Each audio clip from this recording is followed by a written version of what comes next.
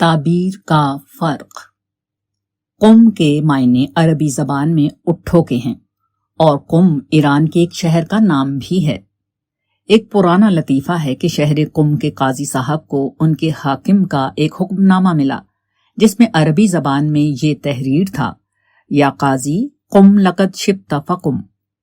اس جملے کا لفظی مطلب یہ ہے کہ اے قم کے قاضی، اب تم بوڑھے ہو گئے ہو، اس لیے اٹھو، یعنی اپنا عہدہ چھوڑ دو۔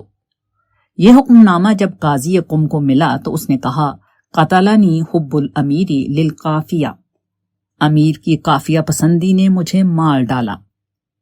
قاضی صاحب کی نظر قم پر گئی، شبتا پر نہیں گئی۔ اگر وہ شبتا کے لفظ پر غور کرتے تو ان کو معلوم ہوتا کہ ان کو عہدہ قضا سے ہٹانے کی اصل وجہ ان کا بڑھاپا ہے، نہ کہ قم کا قافیہ۔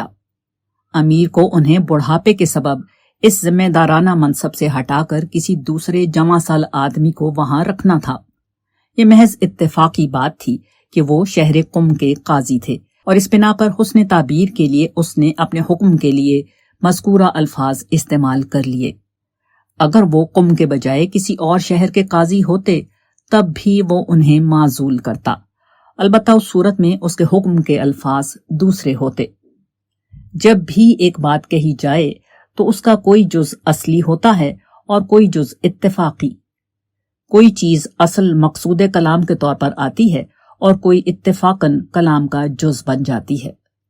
آدمی کسی کلام کی حکمت کو اسی وقت سمجھ سکتا ہے جبکہ وہ الفاظ کے اس فرق کو ملحوظ رکھ کر کلام کا مفہوم متعین کرے۔ اس کے برعکس اگر وہ اس فرق کو ملحوظ نہ رکھے تو وہ سخت غلطی کرے گا۔ وہ بظاہر کلام کو سمجھتے ہوئے بھی کلام کو نہیں سمجھے گا۔ وہ نہ کہنے والے کے ساتھ انصاف کرے گا اور نہ خود اپنے ساتھ۔ مذکورہ قاضی صاحب اتنے نادان نہیں ہو سکتے کہ وہ اس راز کو نہ سمجھ سکیں۔ یہ واقعہ اگر دوسرے شخص سے متعلق ہوتا تو وہ فوراً اس کو جان لیتے، مگر معاملہ ان کی اپنی ذات کا تھا، اس لیے وہ اس کی حقیقت تک نہ پہنچ سکے۔ جب بھی کوئی آدمی نفسیاتی پیچیدگی میں مبتلا ہو تو وہ حقیقت پسندانہ انداز میں سوچ نہیں پاتا اور اس بنا پر اصل معاملے کو سمجھنے میں اسی طرح ناکام رہتا ہے جس طرح قاضی صاحب ناکام رہے۔